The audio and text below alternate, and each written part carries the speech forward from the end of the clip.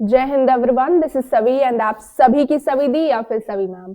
I welcome all of you to the Savi humanities platform, जहां पे currently तुम्हें class 11 and class 12 की psychology plus sociology के contents मिल रहे हैं, वो भी बिल्कुल फ्री ऑफ कॉस्ट। सो बच्चे, आज के क्लास में हम क्या करेंगे, क्लास 12 की सोशियोलॉजी का वन शॉट सीरीज चल रहा है, जहां पे हम पूरे के पूरे चैप्टर को 30 मिनट्स के अंदर कवर कर रहे हैं। अगर आपने बिल्कुल भी चैप्टर्स को नहीं पढ़ा है, उसके बाद भी अगर आप ये वन शॉट देख रहे हो, तो आपको ये चैप्टर बहुत अच्छे से ध्यान में आ जाएगा। यानी कि आप इस चैप्टर को ऐसे समझ लोगे फ्रॉम द वेरी बेसिक्स, और इसको कभी भूलोगे भी नहीं अगर आप मेरी इंस्ट्रक्शंस को फॉलो करते हो तो। Clear everyone? So the name of the chapter is challenges of cultural diversity. हम चैप्टर पे प्रोसीड करें उससे पहले मैं सभी को बोलूंगी कि जिन्होंने भी टेलीग्राम को ज्वाइन नहीं किया है, वो फटाफट से टेलीग्राम को ज्वाइन करेंगे बच्चे। टेलीग्राम पे आपको नोट्स मिलेंगे, जो कि आज के डिस्कशन में हम जिन चीजों पे बात करेंगे, चर्चा करेंगे, वो सारा का सारा नोट्स यहाँ पे मिल जाएगा आपको। साथ में कुछ क्वेश्चंस भी हम डिस्कस करेंगे जो इन चैप्टर से बहुत इंपॉर्टेंट है। Chapter wise we are doing one shot and this is cultural diversity के जो भी इंपॉर्टेंट क्वेश्चंस है ना बच्चे, जो भी एसर्शन रीजन है, एमसीक्यूज है, लॉन्ग क्वेश्चंस है, इन सभी को भी हम डिस्कस करेंगे। मैं आपको क्वेश्चंस के साथ आंसर प्रोवाइड करूंगी। आफ्टर द सेशन आप इंश्योर करोगे कि आप इन पूरे के पूरे पीपीटी को रीड आउट कर रहे हो, इन क्वेश्चंस को भी रीड आउट कर रहे हो। समझ में आया? चलिए, सो टेलीग्राम को ज्वाइन करोगे, जहां से नोट्स मिलेगा। इंस्टाग्राम पे मुझसे कनेक्ट होगे, जहां से आप लोग अपनी पर्सनलाइज्ड डाउट्स क्लियर कर सकते हो, जो भी इश्यूज है, प्रॉब्लम्स है, वो भी बता सकते हो, अपने एक्सपीरियंसेस को भी शेयर आउट कर सकते हो। ठीक है? सो चैलेंजेस ऑफ कल्चरल डाइवर्सिटी, मैं मान के चल रही हूँ कि आपने अभी तक चैप्टर को नहीं पढ़ा है। कल्चरल डाइवर्सिटी का मतलब क्या होता है बच्चे? कल्चर का मतलब क्या होता है कि हम किस तरीके से जीते हैं, है ना? आप हो या कोई एक्स पर्सन है, वो कौन से एरिया से बिलोंग करता है, उसका बर्थ प्लेस क्या है। ठीक है? अब बर्थ प्लेस मान लो उसका यूपी है, ओके, उत्तर प्रदेश। अब वहां पे वो कौन से एरिया में रह रहा है? ठीक है? Area means in the sense कि वो सोसाइटी जहाँ पे जो रिच लोगों की सोसाइटी है या पुअर सोसाइटी है, कौन से कास्ट से है, कौन से रिलीजन से है, कौन से रीजन से है, इन सारी चीजों का भी बहुत ज्यादा इंपॉर्टेंट प्रमुखता है। ठीक है? कि कौन से जगह से आ रहा है, क्या फूड हैबिटेट है। जैसे कि हम जानते हैं कि वो पर्सन जो कि साउथ इंडिया में रह रहा है, उसका खाना पीना, रहना, पहनना सब अलग है from that of the person जो कि नॉर्थ इंडिया में रह रहा है। उसका स्किन कलर भी इवन डिफरेंट होता है ना? तो ये क्या है? ये कल्चर है, जिस तरीके से आप जी रहे हो, आपका टेस्ट, आपका पहनावा, आपका बोलचाल का तरीका, आपका लैंग्वेज, आपका रीजन, आपका रिलीजन, ये सभी आपका वे ऑफ लाइफ बनाते हैं, जिसे हम कहते हैं कल्चर। और हम सभी जानते हैं कि इंडिया में क्या है, बहुत सारे रिलीजन है, लैंग्वेजेस हैं, कास्ट है, ट्राइब्स है, रीजन्स है। तो मतलब क्या है? डिफरेंट कल्चर है बच्चे, है कि नहीं? तो इसमें कुछ टफ है ही नहीं। इस पूरे के पूरे चैप्टर में आप यही तो समझोगे बच्चे कि इंडिया जैसे बड़े कंट्री में, जिसमें इतने सारी कल्चरल डाइवर्सिटी है, वो कैसे आज तक सस्टेन कर पा रहा है। जब हम लोगों ने देखा कि हमें इंडिपेंडेंस मिला, तो ब्रिटिशर्स जो हैं या वेस्ट की कंट्रीज बोल रही थी कि इंडिया सस्टेन नहीं कर पाएगा, क्योंकि इसमें कितनी सारी कल्चरल डाइवर्सिटी। अभी ही ये पाकिस्तान में डिवाइड हो गया है, आगे क्या होगा ये हम देखेंगे, बहुत इंटरेस्टिंगली देखेंगे। ये उनका कहना था बच्चे, पर आज तक हम सस्टेन करते हुए आए हैं ना। तो क्या चीजें हैं, क्या चैलेंजेस हमने फेस किया और कैसे हमने उसे डील किया, ये सब हम इस चैप्टर के अंदर पढ़ते हैं बच्चे। Clear?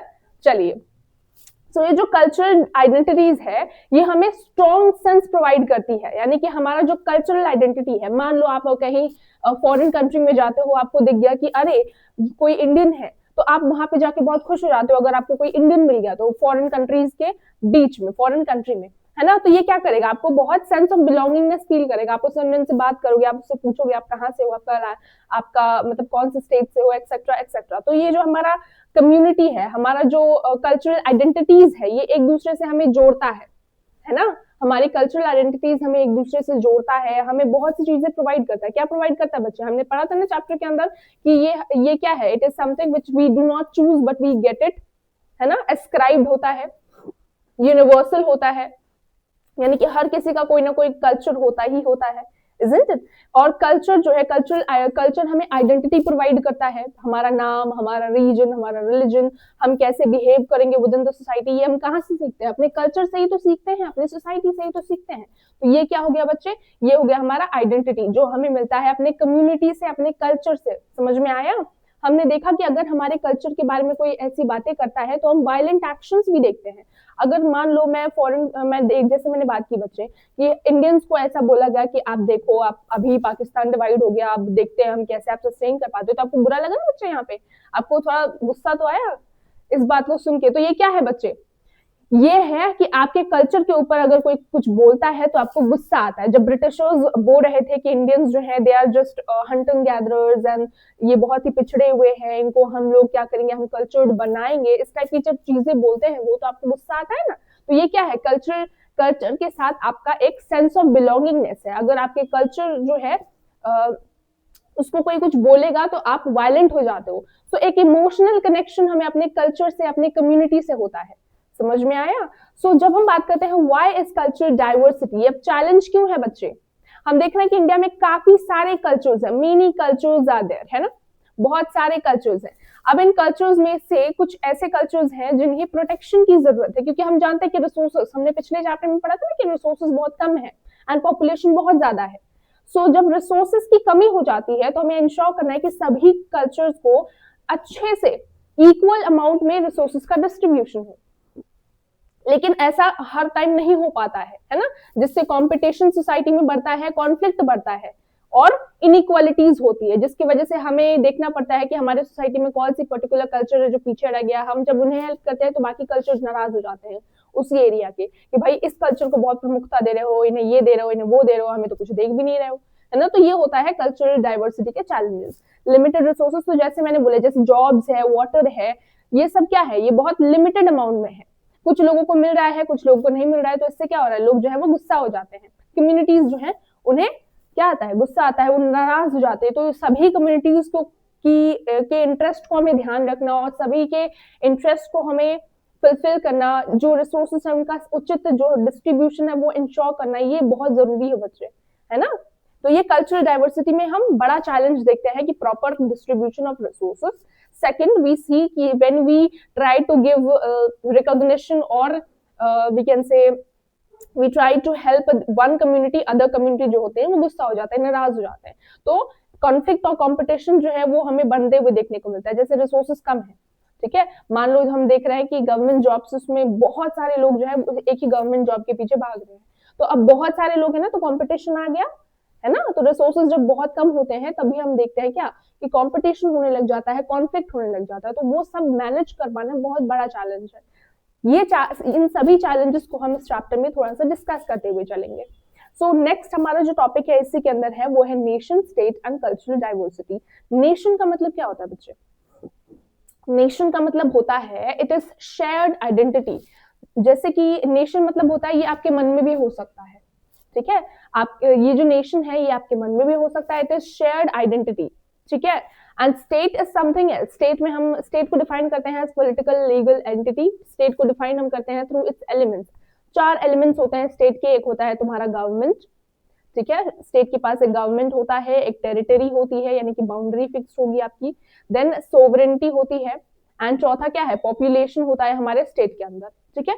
This is your 4 most important constituent या यू कहो एलिमेंट्स ऑफ स्टेट।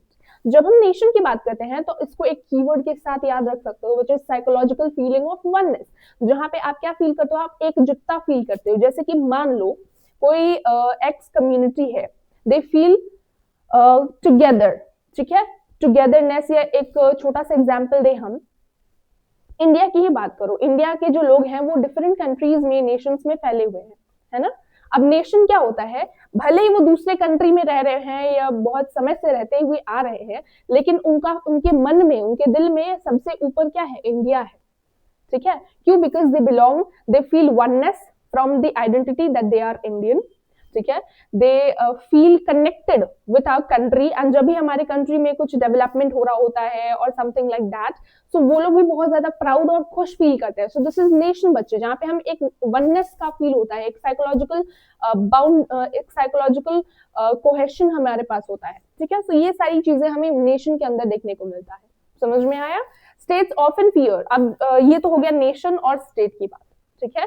नेशन और स्टेट की बात तो ये हो गई। जब हम बात करते हैं स्टेट्स की, तो स्टेट्स हमेशा उन्हें डर लगता है कि जब कल्चरल डाइवर्सिटी हमारे सोसाइटी में है तो हम इन्हें बैलेंस कैसे करें। जब हमारे पास चैलेंजेस होते हैं तो हमें डर लगता है ना कि हम इन चैलेंजेस को कैसे डील आउट करें। तो सेम वही है, स्टेट्स भी बहुत डर जाते हैं, उन्हें समझ नहीं आता कि इन इतने सारे कल्चरल डाइवर्सिटी को हम मेंटेन कैसे करके रखें। और इसीलिए हमारे दो पॉलिसीज इमर्ज होते हुए आते हैं। हम इंडिया की बात नहीं कर रहे हैं यहाँ पे पर्टिकुलरली, हम दूसरे स्टेट्स की बात कर रहे हैं। इंडिया में भी ऑफ कोर्स ये है कि स्टेट जो है वो बहुत उससे डर लगता है कुछ हद तक कि हम यूनिटी कैसे मेंटेन करें, एक चैलेंज है इंडिया के लिए भी। बट डिफरेंट कंट्रीज का एग्जांपल अगर हम लेके बात करें तो अलग अलग कंट्रीज के जो गवर्नमेंट है वो देखते हैं कि डाइवर्सिटी अगर हमारे कंट्री में रहेगा तो हमारे लिए थ्रेट की तरह काम करेगा, मतलब ये हमारे कंट्री को तोड़ देगा। तो इसलिए हमें ये क्या करना है, हमें इस डाइवर्सिटी को बढ़ने नहीं देना है, खत्म कर देना है, जड़ से उखाड़ फेंकना है। कुछ लोग ऐसा सोचते हैं। कुछ लोग ऐसा सोचते हैं कि बहुत सारे कल्चरल डाइवर्सिटी है तो किसी एक कल्चर को लाओ, उसको प्रमुखता दे दो और बाकी सारे कल्चर को दबा दो। सो इस टाइप की सोच रखते हैं लोग, ठीक है। तो जब हम बात करते हैं गवर्नमेंट, तो गवर्नमेंट कैसे रिस्पॉन्ड करता है कल्चरल डाइवर्सिटी को, दो पॉलिसीज के थ्रू। एक होता है पॉलिसी ऑफ असिमिलेशन, जहां पे मेक करता है एवरीवन अडॉप्ट वन कल्चर, यानी कि आपको बोलेगा कि आप एक ही कल्चर को अडॉप्ट करो, ठीक है, जैसे मैंने बोला।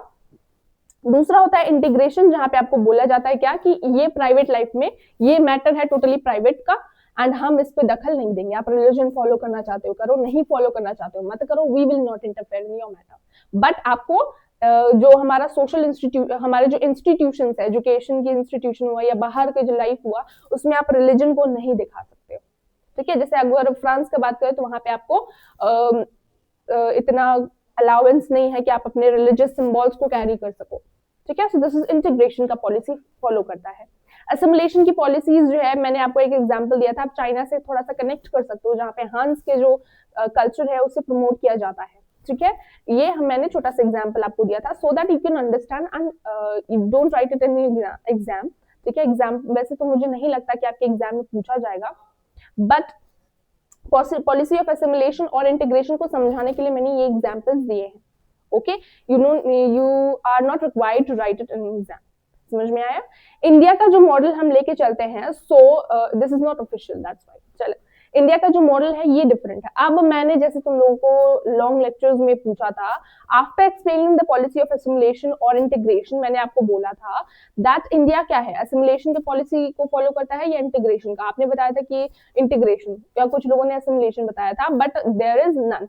हम दोनों में से कोई भी फॉलो नहीं करते, हम यूनिटी एंड डाइवर्सिटी को लेकर चलते हैं, हम सभी कल्चर को प्रोटेक्शन देते हैं in our constitution, isn't it. And हम किसी को भी ये नहीं बोलते हैं कि आप एक ही कल्चर को अडॉप्ट करो, या फिर हम ऐसा नहीं बोलते हैं कि हम सिर्फ आपको आपके रिलीजन को प्राइवेट में डाल देंगे। हम इंटरफेयर करते हैं with the privacy of the religion as well. Religion में कुछ इश्यूज आते हैं तो हम उसे कोर्ट में प्रेजेंट भी करते हैं time to time. So we are seeing that government and religion जो है, यानी कि स्टेट एंड रिलीजन जो है वो टकराव भी उनका होता है। एक बाउंड्री है ऑफ कोर्स, बट टकराव चलता रहता है। जैसे सती प्रथा ये रिलीजन से रिलेटेड था, एसोसिएटेड था, पर गवर्नमेंट स्टेट यहाँ पे इंटरफेयर करता है, बैन करता है इन प्रैक्टिसेस को, है ना। समझ में आया? तो ये सारी चीजें हैं बच्चे। रीजनलिज्म का बात करें हम, रीजनलिज्म मतलब होता है क्षेत्रवाद। आप जिस क्षेत्र से आते हो आपका बहुत ज्यादा लॉयल्टी है इस क्षेत्र से, ठीक है। तो इससे क्या होता है, इससे फियर होता है कि अगर आपको अपने क्षेत्र से ज्यादा लगाव है तो आप डिफरेंट स्टेट मांग सकते हो, इस टाइप का एक डर लगा रहता है।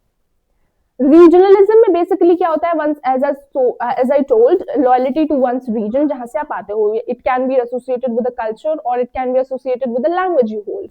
इंडिया की बात करें तो इंडिया में हम देखते हैं too many languages, caste, tribes and religion जो है वो ओवरलैप करते हैं over the region. This can be lead to demands. अब हम देखते हैं कि अगर आपके अंदर रीजन से लेके लॉयल्टी है, रीजनलिज्म है, तो it means that what you will do, आपके रीजन में जो भी प्रॉब्लम्स है आप उसको क्या करोगे, उसको हाईलाइट करोगे, ठीक है। देन पीपल फील इकोनॉमिकली और पॉलिटिकली निग्लेक्ट। अगर आपके रीजन को डेवलपमेंट नहीं मिल रहा है, so you will ask for that, है ना। एंड समटाइम्स यहाँ पे होता है क्या, यहाँ पे स्टेट की डिमांड करने लग जाते हैं लोग for on the basis of nationalism and belongingness for a particular region and loyalty etcetera. So ये सारी चीजें रीजनलिज्म के अंदर आता है बच्चे। समझ में आया? एंड यहीं पे हमने पढ़ा था about the state reorganisation commission. अगर आपको याद होगा, स्टेट रिऑर्गेनाइजेशन कमीशन की पूरी स्टोरी को हमने एक बारी पढ़ा था।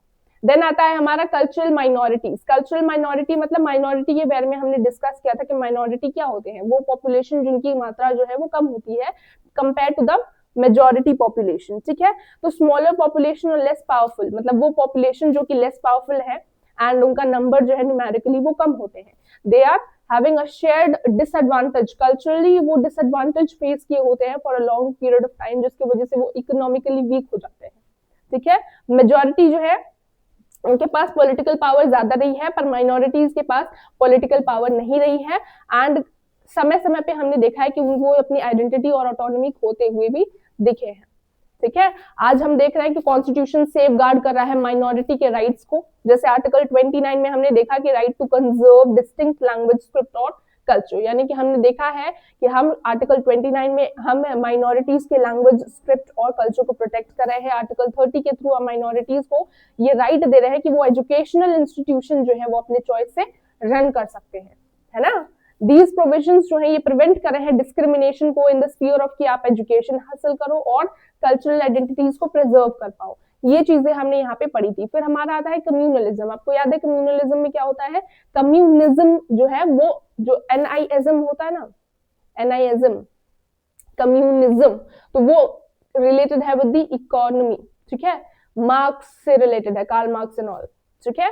When we talk about communalism, ठीक है, NALISM, ये वाला जो कम्युनलिज्म है, जब हम इसकी बात करते हैं तो इसका मतलब होता है ये रिलीजन से रिलेटेड है, रिलीजन से रिलेटेड है, ठीक है।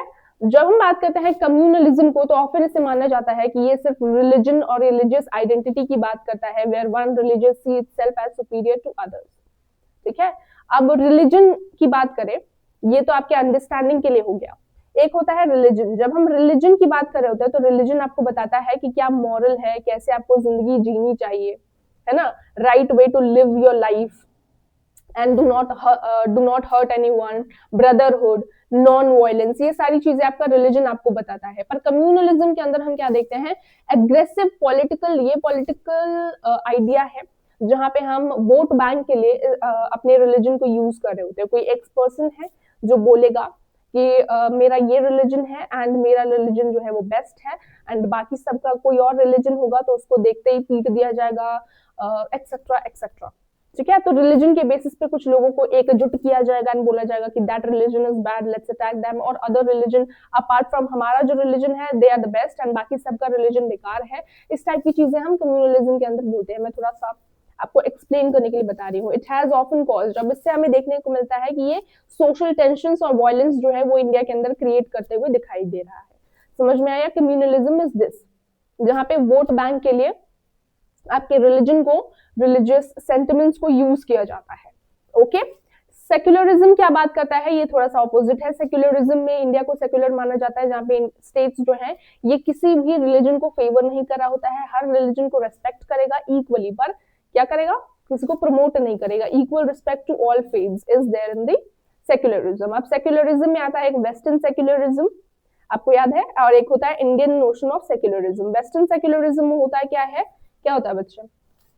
वेस्टर्न सेक्युलरिज्म में there is clear distinction between the state and the religion, and state religion पूरा अलग मैटर है। रिलीजन के मैटर में स्टेट नहीं बोलेगा, स्टेट के मैटर में रिलीजन नहीं बोलेगा, ठीक है। ये वेस्टर्न कंट्रीज का हाल है, लेकिन इंडिया में ऐसा नहीं होता है। भले ही डिस्टिंक्शन है कि भाई ये रहा स्टेट, ये रहा रिलीजन, लेकिन एक दूसरे पे ये लोग भिड़ते रहते हैं। मतलब state will often talk about religion में क्या चल रहा है, तो religion will often talk about state में क्या चल रहा है, तो you are favouring that religion. तो ये सारी चीजें इंडिया में देखने को मिलती है। जैसे मैंने सती का भी एग्जाम्पल दिया था, तो it is matching with here the thing which we are talking about here, ठीक है। तो ये दोनों चीज हो गई हमारी, कम्युनलिज्म हो गया, हमारा सेक्युलरिज्म हो गया।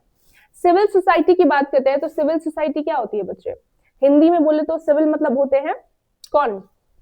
हमारे वो नागरिक जो कि बहुत ज्यादा जानकार होते हैं, रैशनल होते हैं सोसाइटी। सो वो लोग जो कि बहुत ज्यादा एजुकेशनल, रैशनल होते हैं, उनके सोसाइटी को हम सिविल सोसाइटी बोलेंगे। Well society means what?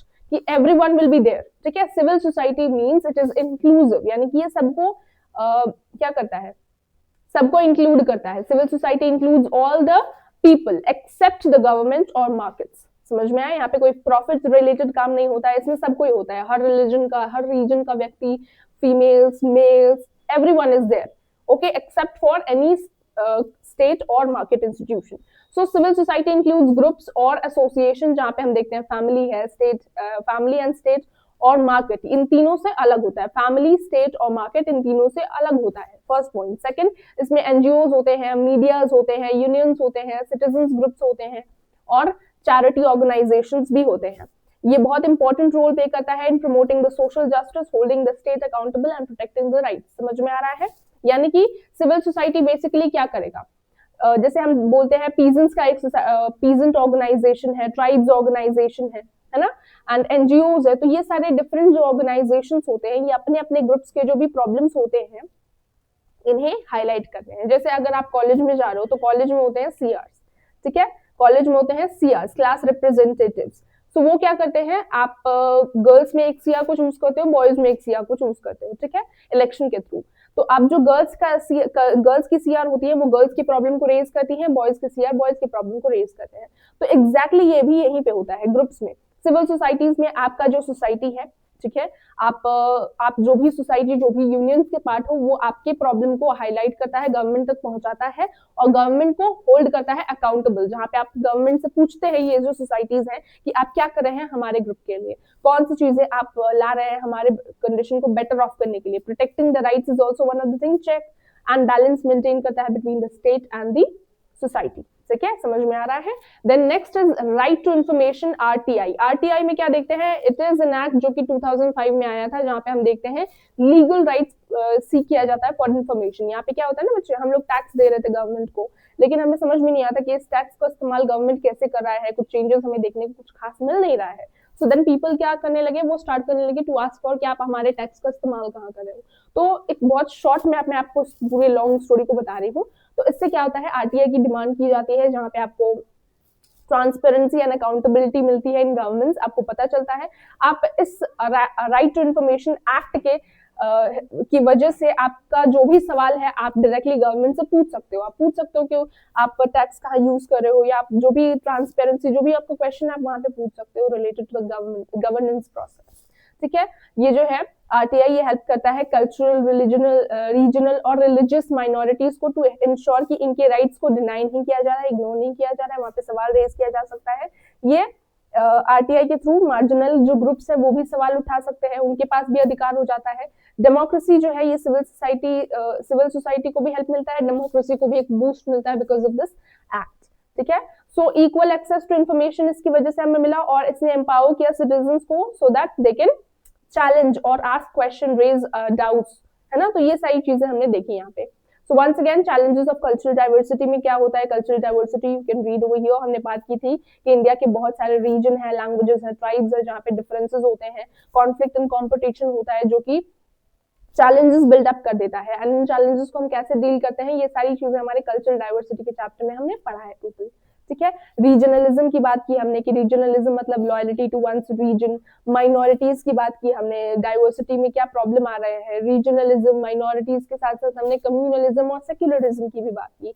और ये जो चैलेंजेस है हमारे कंट्री में, ठीक है, हमने देखा ना कि कैसे जब हम माइनॉरिटीज को इग्नोर करते हैं तो जैसे बहुत से कंट्रीज ने माइनॉरिटीज को इग्नोर करने की कोशिश की, दबाने की कोशिश की, है ना। जहाँ पे हमने डिस्कस किया था पाकिस्तान का एग्जाम्पल, है ना, ईस्ट पाकिस्तान, वेस्ट पाकिस्तान, जो कि अब बांग्लादेश बन गया। बिकॉज वाई बांग्लादेश क्यों बना बच्चे, हमारा जो पाकिस्तान है वो पाकिस्तान को जो यहाँ वाला पार्ट था, है ना, it became Bangladesh. Why, because हम जो अपने माइनॉरिटीज का जो डिमांड है उसको फुलफिल नहीं कर रहे थे, this people, that's why this happened, है ना।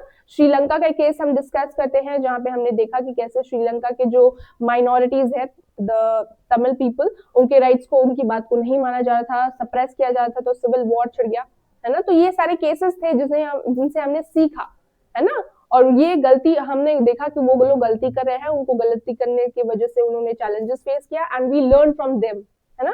एंड ये गलती हमने नहीं की, हमने माइनॉरिटीज को प्रोटेक्शन प्रोवाइड किया। रीजनलिज्म में हमारा जो हमारा स्टेट रीऑर्गेनाइजेशन कमीशन है वो इंपॉर्टेंट हो जाता है। कम्युनलिज्म का मतलब होता है, सेक्युलरिज्म का क्या मतलब होता है, ये हमने डिस्कस कर लिया।